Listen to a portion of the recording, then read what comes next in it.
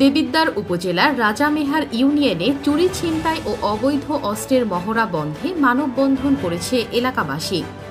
শুক্রবার সকাল 11:30টার সময় চুলাস বাজারে এই মানববন্ধন অনুষ্ঠিত হয়। অনুষ্ঠিত মানববন্ধনে উপস্থিত ছিলেন আমিন স্বর্ণকার, আক্তার হোসেন, আলম মিয়া, আবু কালাম সহ স্থানীয় গণ্যমান্য ব্যক্তিবর্গ। চুলাস বাজারের ব্যবসায়ীরা ক্ষোভ প্রকাশ করে বলেন, কিছুদিন আগে স্বর্ণ ও রূপা ব্যবসায়ী মোহাম্মদ আলমের ওপর বর্বর হামলা চালায় সন্ত্রাসী কালা সাইদ। এ সময় মারধর করে দেশীয় অস্ত্র দিয়ে জিম্মি করে নগদ অর্থ ও তার সাথে থাকা সোনা ও রূপা ছিনিয়ে নিয়ে যায়। মানববন্ধনে বক্তারা কালা সাইদ ও সঙ্গীদের গ্রেপ্তার করতে প্রশাসনের সুদৃষ্টি কামনা করেন।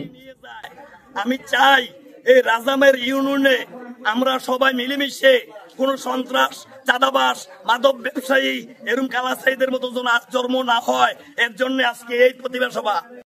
চাঁদাবাজ এবং একাধিক মামলার আসামি কালা সাইদ সন্ত্রাসী এই চুলাস বাজারে আমার উপরে হামলা করে আমার হাত ভেঙে যায়। আমি এখন হাসপাতালে চিকিৎসাধীন।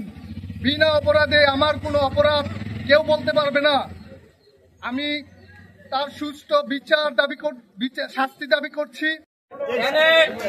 আমার উপর শুধু কালা সাইদ হিট করছে, আক্রমণ করছে। এনে দ্বিতীয় কেউ নাই, শুধু কালা সাইদ আমরা হিট করছে। কি কারণে হিট করছে এটা আমি জানি না। এলাকার প্রত্যেক মানুষে জানে আমি খুব ভালো লোক। এলাকার ভিতরে আপনারা যাচাই করান, বাছাই করান, কিন্তু কালা সাইদের পিছিয়ে কে আছে এটা আমরা জানি না। কিন্তু কালা সাইদ আমাদের অ্যাটাক করছে। ওর লোক আউটফ্লো মাইনাস আমি চিনি না, শুধু চিনি কালা সাইদ।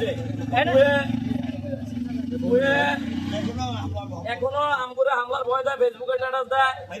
কিশোর গ্যাং সবসময়। আপনার কি নাম? আমার নাম মোহাম্মদ আলম। আপনার নাম কি নাম?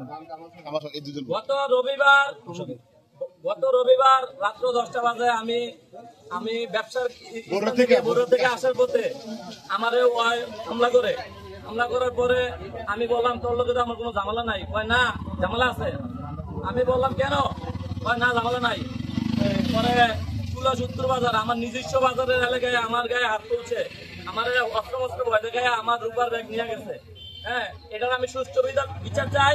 প্রশাসন আমাদের পক্ষে কাজ করতেছে, প্রশাসন মামলা নিছে, প্রশাসন যা লাগবে আমাদের সহযোগিতা করবে ইনশাল্লাহ। আর